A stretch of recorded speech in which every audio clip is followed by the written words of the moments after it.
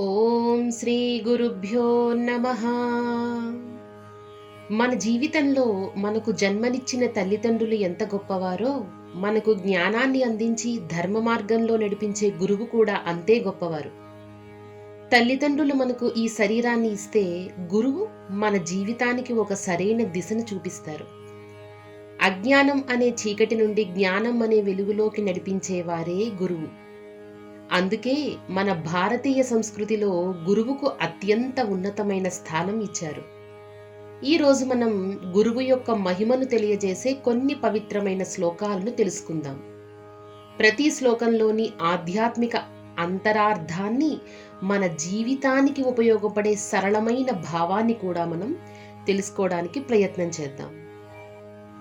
గురుర్బ్రహ్మా గురుర్విష్ణుః గురుర్దేవో మహేశ్వరః గురుః సాక్షాత్ పరబ్రహ్మ తస్మై శ్రీ గురవే నమః. గురువును బ్రహ్మ, విష్ణు, మహేశ్వరుల స్వరూపంగా భావించి మనం నమస్కరిస్తున్నాం. ఎందుకంటే గురువు మనలోని అజ్ఞానాన్ని తొలగించి జ్ఞానాన్ని ప్రసాదిస్తారు. మనలోని మంచి గుణాలను పెంపొందించి మన జీవితాన్ని సన్మార్గంలో నడిపిస్తారు. అంటే మన జీవితంలో గురువు కేవలం పాఠాలు చెప్పేవారు మాత్రమే కాదు, మనలోని అజ్ఞానాన్ని తొలగించి మంచిని గుర్తించి సరైన మార్గంలో నడవడానికి సహాయం చేసేవారు అని అర్థం. అఖండమండలాకారం వ్యాప్తం ఏన చరాచరం తత్పదం దర్శితం యేన తస్మై శ్రీ గురవే నమః. ఈ సమస్త జగత్తులో వ్యాపించి ఉన్న పరమాత్మ తత్వాన్ని మనకు దర్శింపచేసేవారు గురువు. మన దృష్టిని బాహ్య ప్రపంచం నుంచి అంతరంగం వైపు మళ్లించి మనలో ఉన్న దైవత్వాన్ని తెలుసుకునే మార్గాన్ని చూపుతారు. అంటే దేవుడు ఎక్కడో దూరంగా ఉన్నాడని కాదు, మనలో కూడా దైవత్వం ఉందని తెలుసుకునే జ్ఞానాన్ని ఇచ్చేవారే గురువు. ధ్యానమూలం గురోర్మూర్తిః పూజామూలం గురోః పదం మంత్రమూలం గురోర్వాక్యం మోక్షమూలం గురోః కృపా. ధ్యానానికి గురువు యొక్క దివ్య రూపం ఆధారం, పూజకు గురువు పాదాలు ఆధారం, గురువు పలికే జ్ఞానవాక్యాలు మనకు మంత్రం లాంటివి. గురువు కృప మనలను ఆధ్యాత్మికంగా ఉన్నత స్థితికి తీసుకెళ్లే శక్తి. అంటే గురువు చెప్పే ఒక్క మంచి మాట కూడా మన జీవితాన్ని మార్చగలదు. గురువు చూపించే మార్గాన్ని నమ్మకంగా అనుసరించి సత్ప్రవర్తనతో జీవించడం ద్వారా మనలో మంచి మార్పు వస్తుంది. గురవే సర్వలోకానాం భిషజే భవరోగిణాం నిధయే సర్వ విద్యానాం శ్రీ దక్షిణామూర్తయే నమః.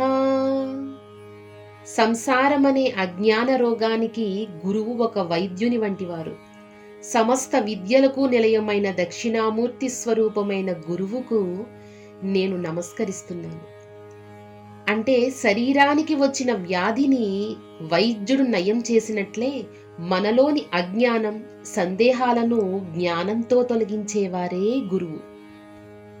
త్వమేవ మాతా చ పితా త్వమేవ త్వమేవ బంధుశ్చ సఖా త్వమేవ త్వమేవ విద్యా ద్రవిణం త్వమేవ త్వమేవ సర్వం మమ దేవ దేవా. ఓ పరమాత్మ, నీవే నా తల్లి, నీవే నా తండ్రి, నీవే నా బంధువు, నీవే నా స్నేహితుడు, నీవే నా విద్య, నీవే నా సంపద, నా జీవితంలో సర్వస్వం నీవే అని భగవంతునికి సంపూర్ణ శరణాగతి చెందే భావం ఇది. గురువును దైవస్వరూపంగా భావించే సంప్రదాయంలో గురువు ద్వారా భగవంతుని అనుగ్రహాన్ని పొందుతున్నామనే భావన కూడా ఇందులో అంతర్లీనంగా ఉంటుంది. అంటే మన జీవితంలో మనకు తోడుగా నిలిచే ప్రతి మంచి వ్యక్తిలో దైవాన్ని చూడాలి. ముఖ్యంగా మనకు జ్ఞానం ఇచ్చి మంచి మార్గంలో నడిపించే గురువును గౌరవించాలి. ఈ విధంగా ఈ 5 శ్లోకాల ద్వారా గురువు యొక్క దివ్యమైన మహిమను మనం తెలుసుకున్నాం. గురువు కేవలం ఒక వ్యక్తి కాదు, అజ్ఞానం అనే చీకటిని తొలగించి జ్ఞానం అనే వెలుగును చూపించే దివ్య మార్గదర్శి. మన జీవితంలో గురువు అనుగ్రహం ఉంటే సరైన మార్గాన్ని తెలుసుకుని ధర్మబద్ధంగా ముందుకు సాగగలుగుతాం.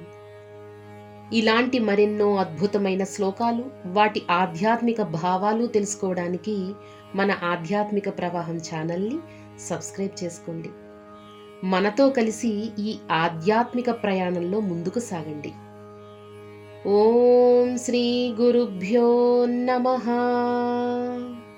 గురువుల అనుగ్రహం మన అందరిపై ఎల్లప్పుడూ ఉండాలని కోరుకుంటూ నమస్కారం.